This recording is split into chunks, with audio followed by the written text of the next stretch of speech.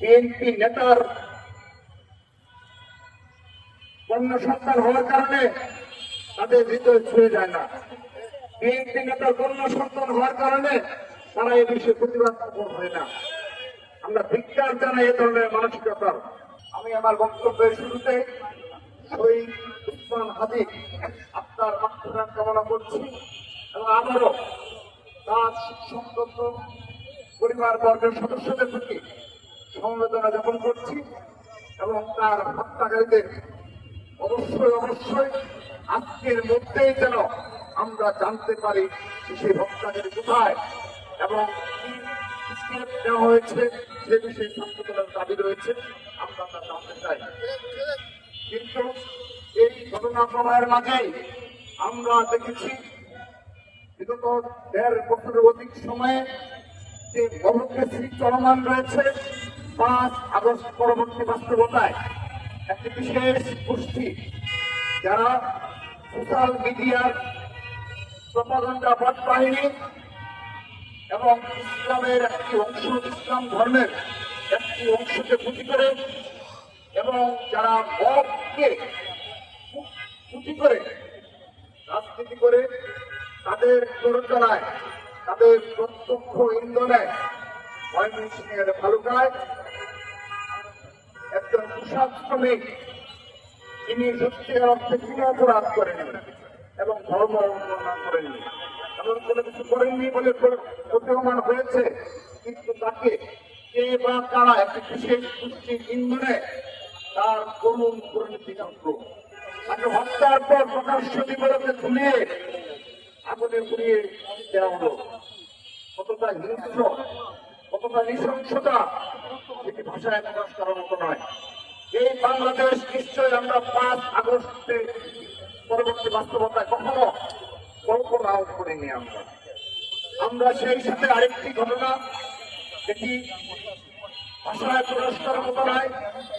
৭ বছরের ছোট বাচ্চা আয়েশা আক্তার তিনি তার পিতার কাছে এই আগুনে পুড়ে যাচ্ছে তখন বাচ্চার আকুতি জানিয়েছে, কিন্তু তার অসহায় পিতা বিএনপি নেতা তিনি বাঁচাতে সক্ষম হননি।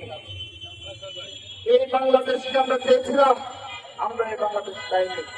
৫ আগস্টে ২ আগস্ট গণঅভ্যুত্থানে তারা জীবন দিল, তারা নিশ্চয় ভাবেনি এখানে উসমান হাদিকে জীবন দিতে হবে, এখানে বিপুচন্দ্র দাসকে পুড়িয়ে মেরে ফেলা হবে, এখানে আয়েশা আক্তারকে এভাবে এতটা নৃশংস হবে দরজায় তালা লাগিয়ে পেট্রোল ঢেলে আগুনে পুড়িয়ে মেরে ফেলা হবে।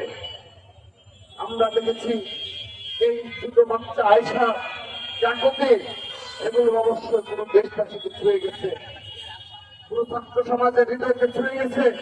কিন্তু আমরা দেখি ছোট কোনো ঘটনায় একটি বিশেষ গোষ্ঠী এবং যারা বিদেশে অবস্থানরত রয়েছে সোশ্যাল মিডিয়া অ্যাক্টিভিস্ট তারা এই বাংলাদেশের সকল বিশৃঙ্খলার সাথে জড়িত, তাদের হৃদয়কে ছুঁয়ে যায় না এই ঘটনা। একটি ছোট কোনো ঘটনাকে তারা মিথ্যা অপবাদ প্রপাগান্ডা কিংবা শুধুমাত্র কল্পনা প্রসূতভাবে তারা বিএনপিকে দায়ী করে অনেক ধরনের অপকর্ম ইতিমধ্যে সংগঠিত করেছে। কিন্তু একটি বিএনপি নেতার কন্যা সন্তান হওয়ার কারণে তাদের হৃদয় ছুঁয়ে যায় না। বিএনপি নেতার কন্যা সন্তান হওয়ার কারণে তারা এ বিষয়ে প্রতিবাদ হয় না। আমরা ধিক্কার জানাই এ ধরনের মানসিকতার। আমরা অবগত রয়েছি যে তারা এই ধরনের মানসিকতায়, এই ধরনের বিকৃত মানসিকতায় ধারণ করে তারা একটি বিশেষ গোষ্ঠীর এজেন্ডা বাস্তবায়নের জন্য তারা লিপ্ত রয়েছে। তারা সত্যিকার অর্থে মানবিক নয় এবং তাদের মধ্যে কোন মনুষ্যত্ব বলে কিছু নেই। এটি আবারও এই আয়েশা আক্তার এবং এই বিপুচন্দ্র দাসকে যেভাবে পুড়িয়ে হত্যা করা হলো তার প্রতিবাদে আমরা দেখেছি তাদের কোন অ্যাক্টিভিটিস নেই। আমরা ধিক্কার জানাই এ ধরনের সমাজ ব্যবস্থা কায়েমের জন্য তারা চেষ্টা চালিয়ে যাচ্ছে।